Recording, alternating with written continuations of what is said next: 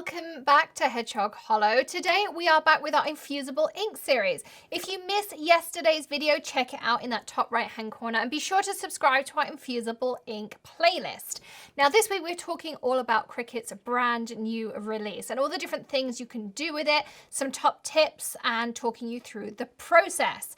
And today we're talking about Infusible Ink transfer sheets, and we're going to be making a fun t-shirt for Maddie. She has requested her design. I'll be showing you that shortly. But first of all, let's talk about what transfer sheets are. They are all in front of me here. There are 27 different sheets. Some of them have 2 designs in a pack, some of them have 4 designs in a pack, some are just single solid colors. She's requested for me to work with this cherry red. She's all about the Harley Quinn, so she's like, well, Mum, can I please have cherry red? So I was like, well, of course, we can do that. So we're going to be putting it onto one of the Cricut t-shirts. Later in the week, I'm going to talk about substrates and whether you can use any of the non-Cricut substrates, because lots of you asked about that one. But in the box, we have 2 sheets of the red in the 12 by 12. And one thing you're going to notice is the difference of vibrancy on the sheet and the finished product. This is a coaster I did with the sheets, and when we saw the sheet originally, it looks really dull and very pastel, and then when you infuse it with the heat press, it comes out super, super bright like this. So you're really going to notice that difference. Don't be put off by what the box looks like versus what the sheet looks like, and then you're going to see what that finished article looks like. Now, as always, everything we use, links will be in the video description, plus any money-saving coupon codes we have for you. So lots of great things to check out in that video description. We're also super excited to be working with Michaels now, and we'll have Cricut links, but this video is in no way sponsored. Everything I'm using, I have purchased. I've played with Infusible Ink. I've done lots of tests to know what works, what doesn't, and I'll be sharing my top tips with you. So let's get started. Okay, so the item that Maddie chose was this guitar word art t-shirt, and I've already hit customize, which meant that it put the item into my canvas. And I resized the item to fit her t-shirt and also to fit the 12 by 12 sheet, because as I mentioned, Infusible Ink currently only comes in 12 by 12 sheets. It doesn't come in anything larger. So I needed to make that perfect. So I'm going to hit my make it button down here. I'm going to replace whatever was on my mat. It is going to say larger mat, but to make it fit on my 12 by 12 mat, I'm going to rotate like this, and just going to make sure that it fits. Yes. It's going to find my accessory. It's just going to think about finding my maker, which is next to me here. Let me give it a second. And whilst it's doing that, I'm going to open up my Infusible Ink here. There's my maker. Just going to slip this along here.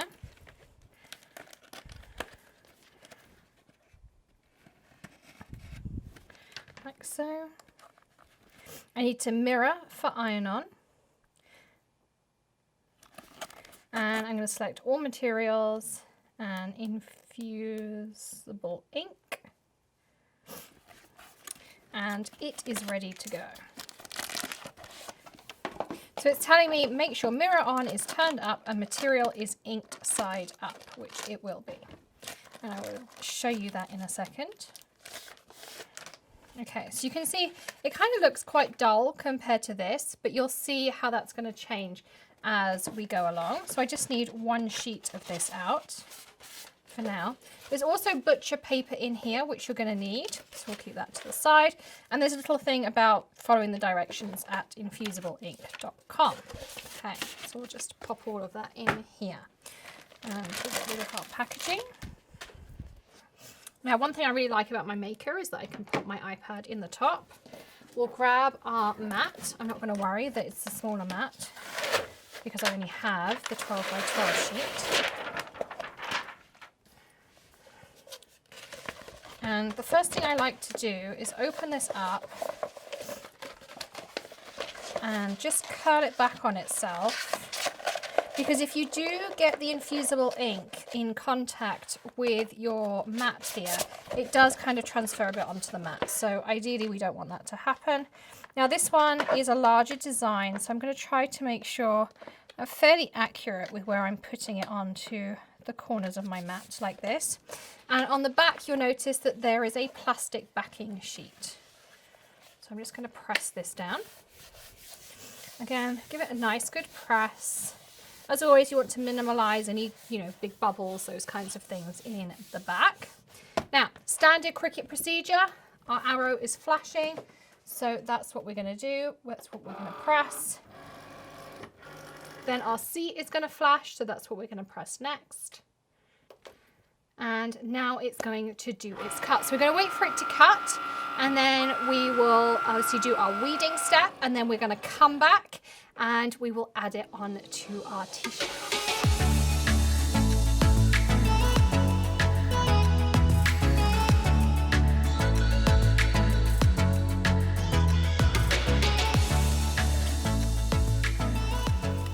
So as always, you want to pull back whilst holding your ink sheet down, just like this. And you can see that comes off nice and easily. And then again, to minimize waste, as always, I like to just do a rough cut before I start weeding. So I'm going to just trim around my guitar, of course not cutting off any of the details, but all of these scraps I can use afterwards with that snap mat feature that I've used before, which is in our Cricut playlist, and you can check that out. It's a really useful feature to allow you to use up all of your scraps. Now, this is also super easy to weed, I found the other day. So the first thing you can start doing with this is you can grab your hook tool if you need to, or something like the craft pick. But when I was doing this the other day, I didn't really need too many tools. I grabbed myself out a craft pick, which is of course the last thing that I pick up. And I just want to really grab something on a corner or on the edge of a letter. I just want to get something started, because what you want to do is you want to keep this plastic piece underneath. So really what I want to do is get something started here. There we go. So once I have a piece started, it's super easy. You see how easy this comes off? It's way easier than vinyl. It's way easier than anything like HTV. And you're just going to go around your image, whatever that image is, and you're going to weed it out.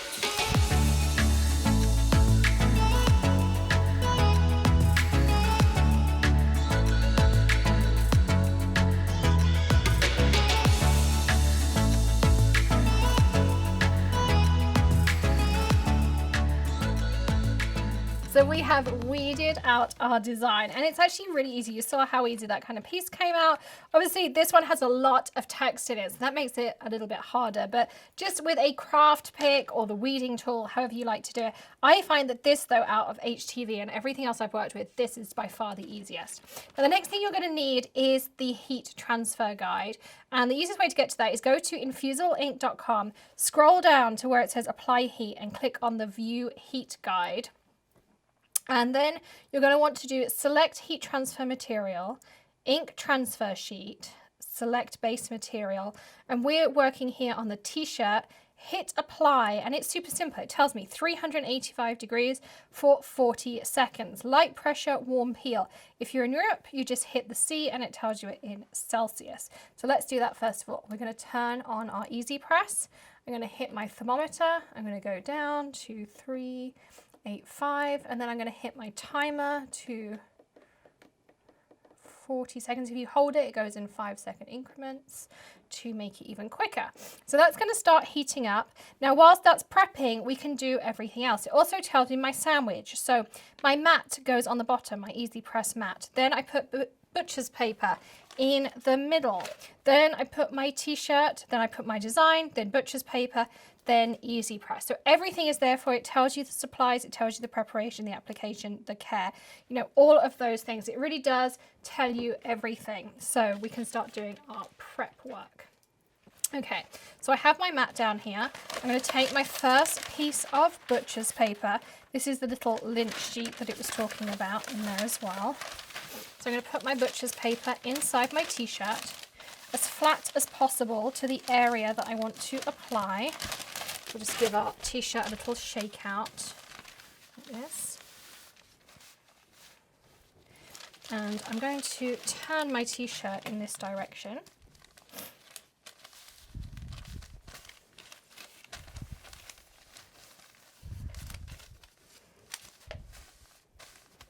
And now we're going to grab our guitar.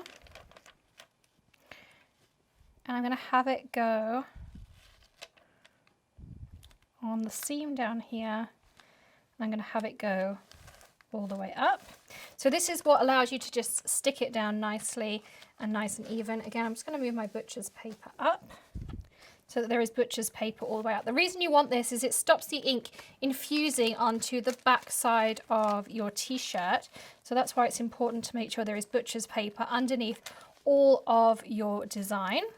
I'm just checking that, because of course I did maximize the whole area. So that's what I've done. We're nearly up to temperature as well. So I'm just going to wait for that to happen. Again, you want to put your butcher's paper on top. We're going to probably have to do this in 2 passes just because of the size of my design. So I'm going to do 1 pass down here, wait for it, and then do 1 pass up here. I'll have to move my butcher's paper in place. If needed, to position your design, you will use the special heat resistant tape from Cricut. This is the tape. This is how it comes. Again, links in that video description for you. I'm going to find the end of my tape here. And it fits perfectly in a Scotch tape dispenser. And I can't help myself. I always have a little collection of pretty tape dispensers on hand to use. This is a little narwhal one. I need to get my little adapter for it, but it will eventually just fit in here perfectly. You can see it's going to fit in here. Actually, I don't even need my little adapter that I have for it because it comes with a couple of different options, but you can see this is going to fit. And if you need to, this tape is a heat resistant tape. So what that means is I can, if I need to, I can tape my design down. Of course, this one is tacky, so you don't need it so much. We'll use it more when we work with the pens on printer paper. It allows you to stick your design down so it's not going to move. The other thing that it's really great for, and I'll tell you a little trick, is if you've made a boo-boo somewhere, again, more relevant when we're working with the pens, if you put the tape down, the heat can't permeate through the tape, so it will fix any errors.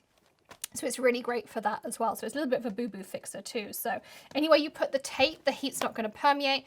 And again, it's going to fix those errors for you. So a little top tip with sublimation tape. So let's put our piece down.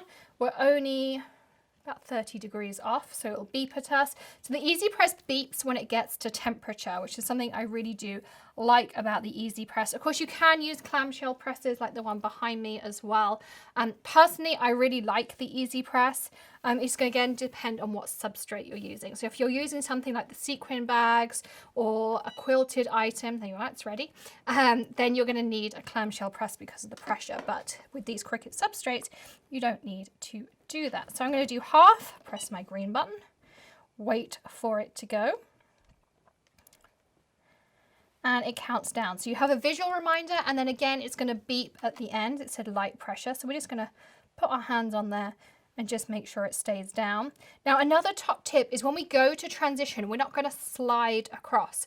We're going to lift and we're going to move. One reason I did that was I tried sliding before and I got a little bit of shifting in my pattern and kind of got some blurring. So I really do suggest that we lift and then we put down again. And when I did that on my second piece, I didn't get any of that blurring. So that's my kind of top tip on there. Okay, so we're going to lift, move, put down, press again. Again, it's going to count down that 40 seconds for us. And I'm just going to check what it said on the iPad. I think it was a warm peel. It is a warm peel. So that means we can remove this when it's warm. Now, these sheets are a one use. You can't use them multiple times. Once the ink's infused, the ink is done.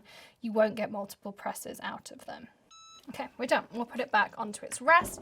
We're not going to use it again, so I'm going to turn it off. You can remove this butcher's paper. Now, this top piece of butcher's paper, because of this protective coating, you typically can reuse this because you can see there's no bleeding anywhere on this. So I tend to keep this and reuse it without any issues. The one on the inside, which I'll show you in a second, typically I don't get to reuse that, but we'll see. Okay, so I'm just going to lift this off and out. Now the reason I do that is because this is designed to reflect heat, and therefore it takes a really long time to cool down if I leave that underneath. So I like to remove this, and then it tends to cool down a little bit quicker. So we're just going to remove that, leave it for a second till it's kind of warm to the touch where we can remove it. It's pretty much there. So this is where we get to do the fun part. So we get to remove and reveal our infused pattern. So are we ready? So here we go. How cool is this? So this pattern is now completely permanent. There are no seams. It's not going to peel off in the dryer. You can see there's pretty much no ink left on here. That's what I mean about it being a one-use item. I'm just going to stick this over here. But look how cool that is. I mean, that's so cool. I mean, we'll make sure we take a picture of Maddie so you can see it on your screen now with her wearing her new shirt. It's completely stretchy with the fabric. So, you know, there's no issues with it, you know, having any issues with the stretch in the fabric. And the reason we put that on the inside is just in case you don't get any bleeds. Now this one didn't bleed, so I'd be more than happy to reuse this piece of butcher paper, but sometimes you will get a bleed. I might even just trim this piece off and then use the rest of the butcher paper. But that's why we pop it on the inside. So you can see there, how cool is that? That's why I love Infusible Ink. Now this is completely permanent. So you can wash it, you can dry it, you can, you know, do all those things. Washing instruction is in the app, you know, local, all of those things. But this is completely permanent. You can see the shirt now ready for Maddie to wear. So I absolutely love it. So that is how the Infusible Ink sheets work. And if you had a textured one, the writing would have a texture in it. So super, super cool. I hope you have enjoyed today's Infusible Ink tutorial. Tomorrow we will be talking about the pens and how to use those on a substrate. So join me for that. As I say, links in the video description below. We always do appreciate when you use them. Thank you for joining us. Don't forget to hit that subscribe button and ring the bell for notifications of our daily tips, tricks, tutorials, or maybe something a little bit different. And be sure to sign up to our Infusible Ink and Cricut playlist as well. And give us a thumbs up if you are enjoying playing along with Infusible Ink. If you are crafting along with us, do leave us a comment below. We'd love to know what you think of Infusible Ink as well. And I will see you again tomorrow. Don't forget to hit join as well to be part of the Hedgehog Hollow community. And have a great day and happy crafting. See you soon. Bye.